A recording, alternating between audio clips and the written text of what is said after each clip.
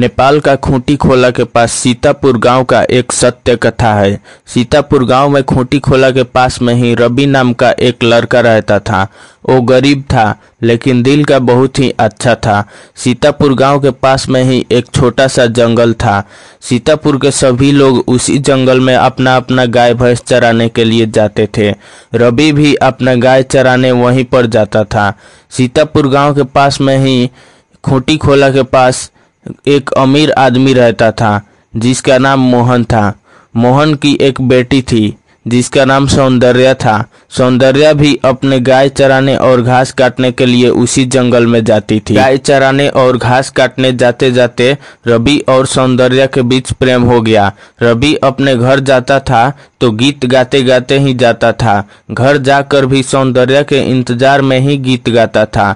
धीरे धीरे इन दोनों में गहरा प्रेम हो गया। रवि एक दिन सौंदर्या से शादी करने के लिए सौंदर्या के पिता मोहन के घर गया और सौंदर्या के हाथ मांगने की बात की तो सौंदर्या के पिता ने बोला, मेरी बेटी की शादी तुम्हारे जैसे लड़के से नहीं होगी। हमारी बेटी की शादी करने के लिए कोई अमीर लड़का चाहिए। इतना बोलकर रवि का बहुत ही ज्यादा बेइज्जती कर दिया और रवि को वहां से भगा दिया। रवि बहुत ही गरीब था, इसीलिए सौंदर्या के पिता मोहन ने अपनी बेटी सौंदर्या के शादी रवि से नहीं करने का फैसला किया। सौंदर्या एक दिन अपने मामा के घर गई थी खोला के दूसरे पार। सौंदर्या अभी अपने घर नहीं आई थी। उसी वक्त खोला में बहुत ही ज्यादा पानी लग गया। उस पानी को देखकर सौंदर्या के पिता मोहन ने बहुत ही ज्यादा चिंता करने लगा। रवि भी खोला के किनार में ही बैठा था। सौंदर्या का इंतजार कर रहा था कि मोहन ने जो बेइज्जती किया है उसे सुनाने के लिए। खोला के पानी देखकर सौंदर्या के पिता मोहन बहुत ही ज्यादा चिंतित हो गया कि अब उसकी बेटी कब आएगी, कैसी होगी। खोला के किनार पर ही रवि बैठा था। रवि को खोला के उस पार एक आदमी का परछाई दिखाई दिया। रवि अभी सोच रहा था कि वो कौन होगा। उसी वक्त खोला के उस पार से पानी के डर से एक आदमी चिल्ला रहा था। ये सुनकर रवि खोला में कूद गया। खोला के बीच में जब गया तो वहां पर सौंदर्या से मिला और पौड़ी खेलकर खोला से सौंदर्या को बचा लिया। रवि ने सौंदर्या को खोला से बचाया है। ये बात जानकर सौंदर्या के पिता मोहन शादी के लिए राजी हो गया। शादी के लिए मोहन राजी हो गया। ये बात जब रवि सुना तो वो बहुत ही ज्यादा खुश दिख रहा था। सौंदर्या भी बहुत ही ज्यादा खुशी हुई और अपने माता सिंधु के पास गई और बहुत ही ज्यादा खुश लग रही थी। सौंदर्या एक दुल्हन की तरह सज धज कर नाचना चाहती थी। खुशी का वक्त था, सब बहुत ही ज्यादा खुश थे। उसी वक्त जर्मन से खबर आता है कि रवि को जर्मन के लड़ाई में जाना पड़ेगा। सब ये सुनकर बहुत ही ज्यादा दुखी हो गए। सौंदर्या बीमार हो गई। सौंदर्या के पास रवि गया और रो रो कर पूरी रात बिता दी। लड़ाई में जाने से पहले रवि सौंदर्या को बहुत ही ज्यादा समझा बुझा कर चला गया। रवि विदेश चला गया, अब वो नहीं आएगा, ये बात मोहन सोचने लगा।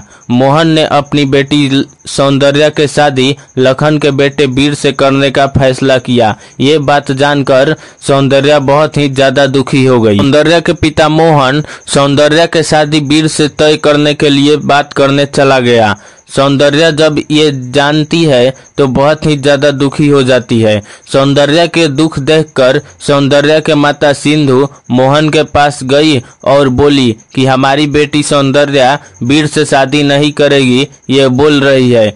तो सौंदर्या के पिता मोहन ने सिंधु को बहुत ही ज्यादा डांट कर वहां से भगा दिया और सौंदर्या और वीर के शादी तय कर अपने घर आ गए। सौंदर्या के शादी वीर से ही होगी, ये बात जानकर सौंदर्या बहुत ही ज्यादा दुखी हो गई। लड़ाई में गए हुए रवि और उसके कुछ दोस्तों का बहुत ही ज्यादा हालत खराब हो गया। दुश्मनों से बहुत ही ज्यादा लड़ाई होने के कारण उन्हें बहुत ही ज्यादा चोट लग गया था। सभी दोस्तों का मरने का स्थिति आ गया था। सभी दोस्त अपने अपने देश को याद कर रहे थे और रवि सौंदर्या को याद कर रहा था।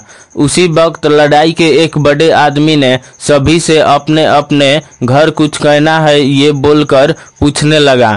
तो रवि से पूछा तो रवि ने कहा, मेरा थोड़ा सा कपाल काट कर ले जाइए और सौंदर्या को अकेले में बोल दीजिएगा कि इस कपाल के साथ साथ हमारी याद को भी खोला में दहवा दे। अब मैं नहीं आ सकता, मुझे माफ कर देना। सौंदर्या के घर में शादी का तैयारी चल रहा था।